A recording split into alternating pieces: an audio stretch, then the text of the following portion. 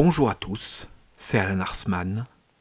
Vous me connaissez probablement du fait de travaux en anthropologie biblique, du fait de mes livres qui présentent des vulgarisations de ces travaux, ou du fait de la chaîne YouTube qui présente des vidéos ébauchant les sujets de ces livres. Il y a une vingtaine d'années, j'ai eu la chance de pouvoir lire et analyser plusieurs milliers de textes sacrés anciens, et je suis parvenu à craquer le code commun dont usent tous ces textes, le paradigme d'écriture en lequel ils furent tous forgés, me permettant d'élucider toute une partie du contenu de ces vieux récits. Ce craquage de code, j'en ai formulé le fonctionnement publiquement, prenant soin de l'adjoindre d'exemples en les innombrables sources qui le corroborent, sources qui sont tout simplement tous les textes les plus éminents du passé. Mais hélas, beaucoup ont ensuite violemment tenu à rejeter ces travaux, se servant toujours de l'un ou l'autre prétexte de forme pour en dénigrer le fond, faute de réels arguments. La raison de cette violence est simple, ces lumières que nous apportons dérangent les traditions et considérations subjectives que nous avons collectivement associées à ces vieux textes entre-temps. Le premier professeur d'histoire auquel j'ai jadis eu l'occasion de présenter mes travaux, il y a plus de 20 ans maintenant, me les avait d'ailleurs rendus après lecture en y ajoutant ce commentaire cinglant, devenu cliché depuis.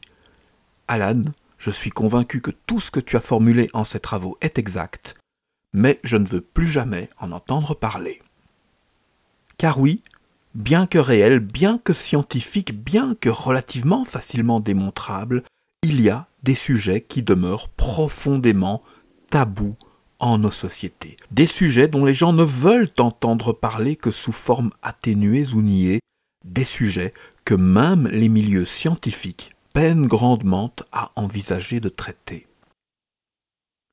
Et mes travaux touchent à ces sujets-là, à savoir l'anthropophagie et le sacrifice d'enfants dans le passé humain, et surtout toute l'ampleur et les significations religieuses que nous avons jadis associées à ces pratiques. Des sujets que beaucoup connaissent, mais que quasiment personne n'a jamais le courage de soutenir publiquement, autrement que pour en réduire l'existence à un caractère anecdotique ou dérisoire propre à rassurer les foules. En ces sujets-là se trouve posée toute la large problématique de l'audibilité d'un discours scientifique, problème que les modernes ont découvert dans le cas du GIEC et des dérèglements climatiques, mais que de nombreuses disciplines scientifiques connaissent depuis très longtemps, en anthropologie notamment. Bien qu'il y ait des centaines de milliers de livres sur le cannibalisme publiés en anthropologie, il faut encore régulièrement convaincre monsieur et madame tout le monde que ça existe vraiment. Et il est et restera impossible de publier des travaux plus avancés sur ces sujets tant que ces bases demeureront à ce point ignorées et niées dans la population. Dans les faits, il n'y a aucune culture ancienne, pour laquelle nous disposons de suffisamment de textes, où cette pratique anthropophage ne fut jadis éminente et centrale, sacrée, et toujours associée à l'origine même de l'humanité. Ce fait est répété à l'unisson par de très nombreux textes issus de sources et cultures complètement différentes, une sombre origine qu'il ne nous plaît pas d'envisager. Alors nous ne l'envisageons pas et nous discréditons même socialement, toujours sans argument, toute personne qui réfléchirait en ce sens. Car oui, forcément, du fait de la haute ancienneté de tous ces textes, ils sont aujourd'hui invariablement associés à nos contenus religieux modernes, puisque toutes nos religions sont nées des spéculations humaines sur ces récits. Tout potentiel craquage de code de ces textes anciens n'est donc anodin qu'en surface. Concrètement, les révélations qui s'ensuivront vont très concrètement gêner des milliers de traditions, de cultures et de dévotions, révélant leur part de fausseté à toutes. Des opposants violents, subjectifs et très actifs existent donc toujours à l'encontre de telles idées. Des opposants qui s'investissent copieusement pour nuire à leurs expressions, alors que toute forme de soutien sur de pareils thèmes est toujours timide et difficile à obtenir, tant il y eut d'excès et d'égarements sur ces sujets dans le passé. C'est un fait, il y a des sujets qui font peur, et il y a beaucoup de lâcheté parmi les hommes. Nous pouvons être très courageux, mais surtout quand cela nous valorise socialement. Même dans les milieux scientifiques, si louables à plus d'un titre, il y a une profonde lâcheté pour traiter ce type de sujet socialement déprécié, parce que les scientifiques sont beaucoup plus qu'en d'autres milieux encore les complets otages de leur notoriété. Or, pourtant, subsistent des enjeux gigantissimes en le giron de ces travaux. Enjeux qui sont, tout simplement, liés à notre santé collective, à notre survie en tant qu'espèce et à notre potentielle évolution.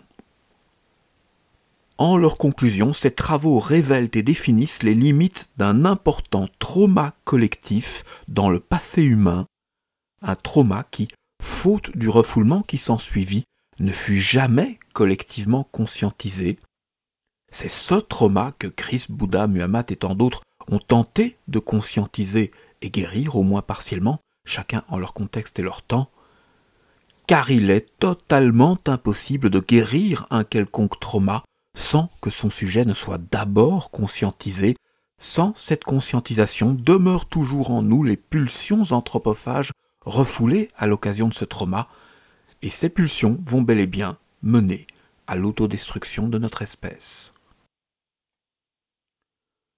Faute de conscientisation collective de ces pulsions et leur origine, toutes les tentatives humaines pour obvier aux exterminations collectives qui sont aujourd'hui devant nous resteront toutes inévitablement vaines.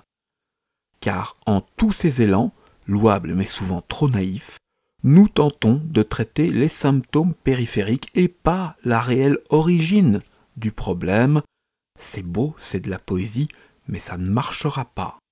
Ça ne sert à rien de prétendre sauver quoi que ce soit sur Terre si demeure en nous tous l'envie inconsciente de les détruire. Nous voulons nous détruire mutuellement.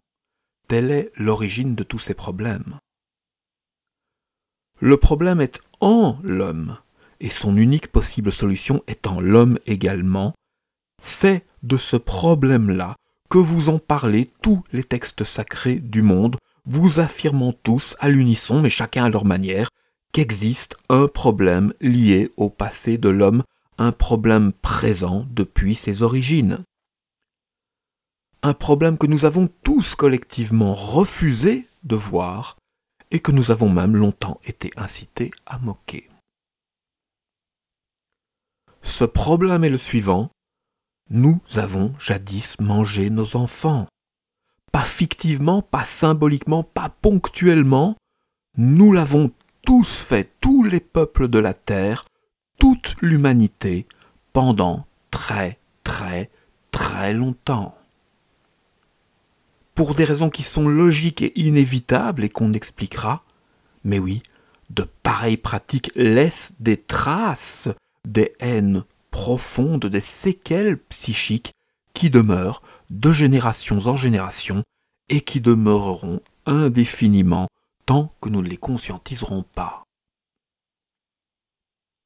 Pendant plus de 3 ans, nous avons publié des vidéos sur YouTube en accès libre afin de rendre accessible au plus grand nombre quelque ébauche de ces démonstrations compliquées, laissant à chacun d'avoir l'objectivité de s'en saisir ou pas, mais sachant bien d'avance que la majorité des commentateurs allait évidemment refuser d'envisager ce sujet honni, se trouvant de multiples prétextes pour justifier leur déni.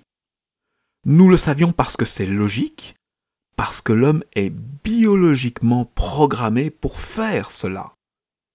Et nous savions, évidemment, que le plus commun et évident de ces moyens de fuite, l'opinion des autres, l'opinion du groupe, allait finir par suivre et s'imposer, bien que tel comportement relève d'un biais cognitif théoriquement bien connu.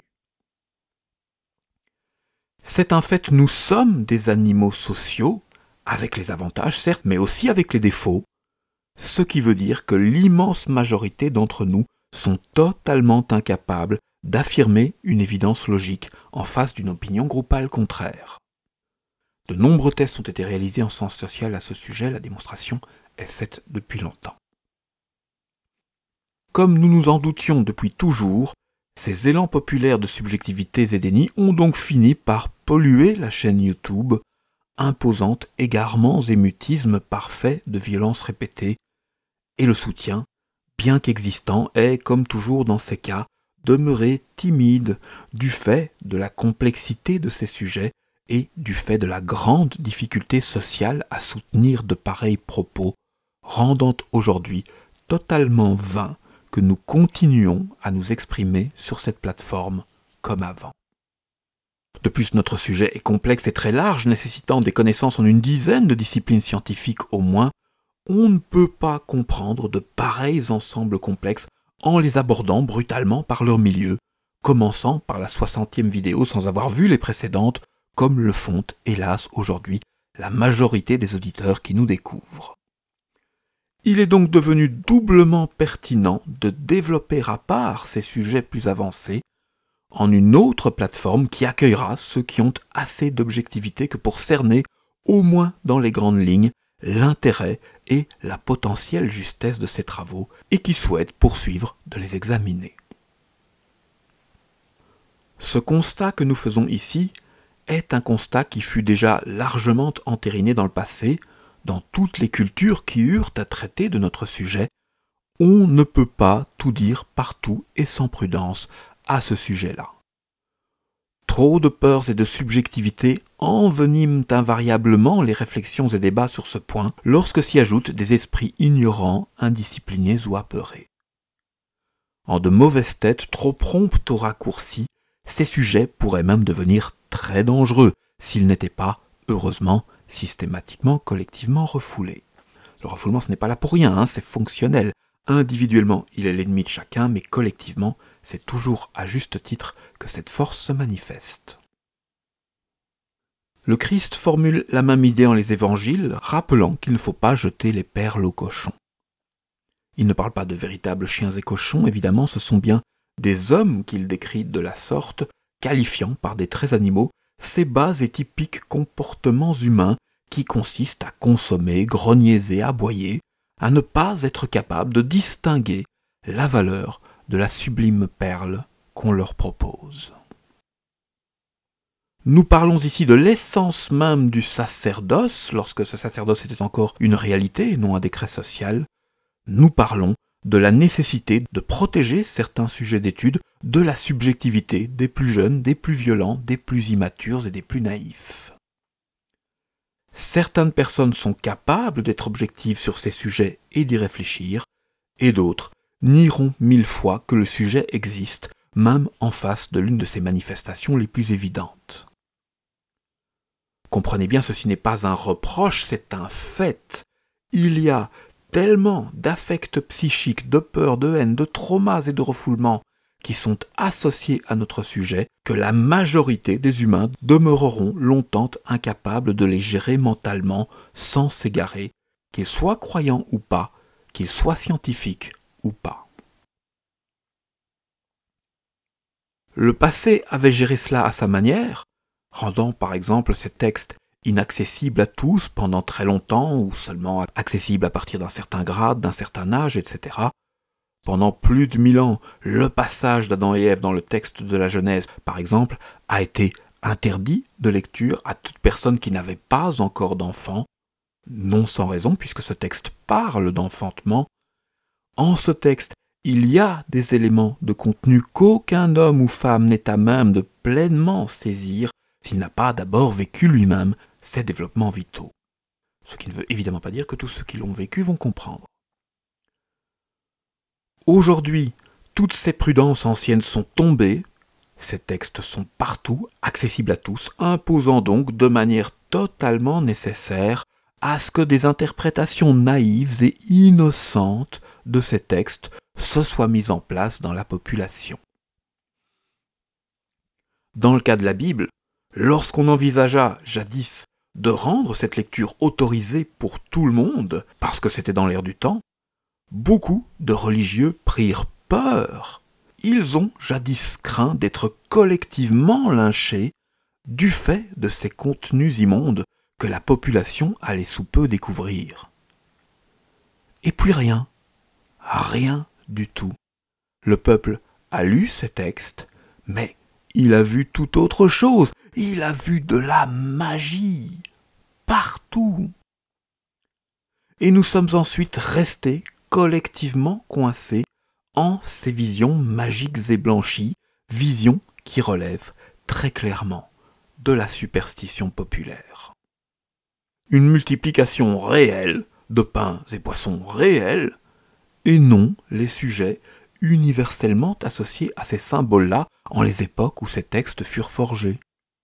Des pans d'eau qui tiennent magiquement dans le ciel, au lieu des habituels obstacles d'eau que tous les cours d'eau ont toujours représentés en pareil contexte de bataille dans le passé.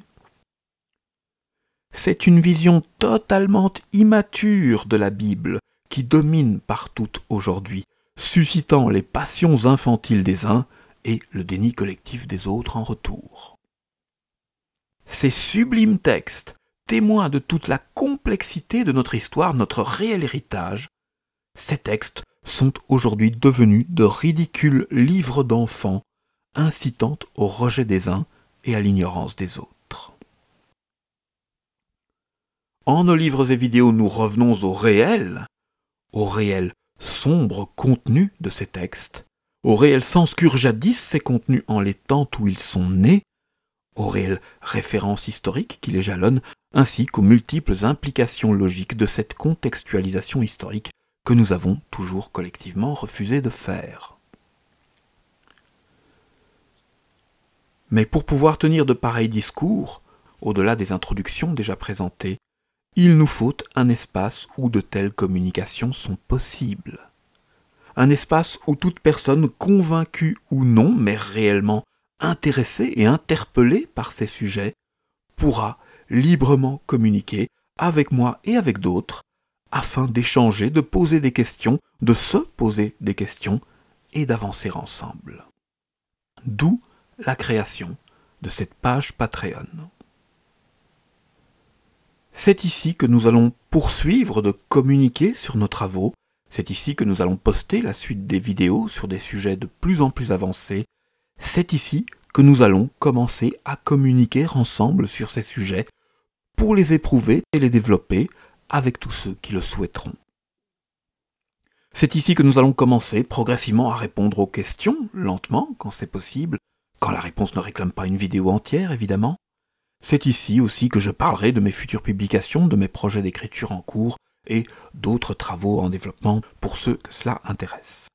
C'est ici que vous pouvez nous soutenir moralement et financièrement pour rendre possible toutes ces démarches et travaux. Alors 3 conditions pour venir. 1. La politesse, partout et tout le temps. 2. Avoir déjà acquis les bases informatives minimum pour communiquer sur ces hypothèses par le biais de nos précédentes publications notamment. Si vous n'en connaissez rien, ne venez pas, vous allez perdre votre temps. 3.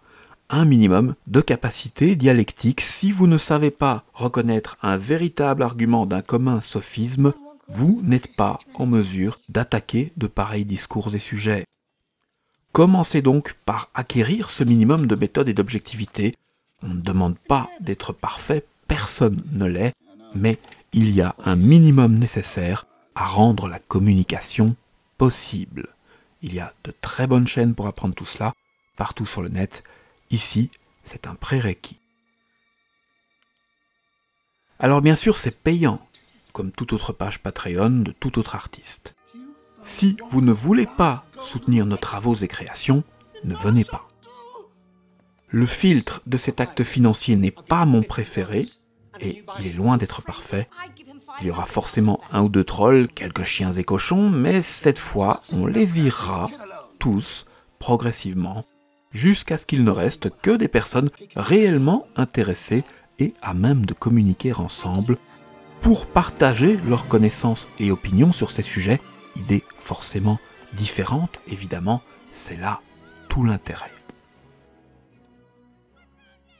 La lâcheté humaine a régné sur ces sujets jusqu'ici, et c'est à vous qu'il appartient d'écrire la suite autrement ou pas. S'il n'y a personne pour soutenir ces travaux, j'arrêterai, évidemment. Je suis altruiste mais rationnel. Je ne m'amuse pas à crier tout seul dans le désert, c'est idiot. Si vous êtes plusieurs à me soutenir, je continue. Et si vos soutiens deviennent nombreux et durables, c'est avec grand plaisir que je libérerai plus de temps pour me consacrer plus largement à ces diffusions et communications. La balle est dans votre camp si vous comprenez l'importance de ces travaux. Rejoignez-nous et parlons d'avenir ensemble.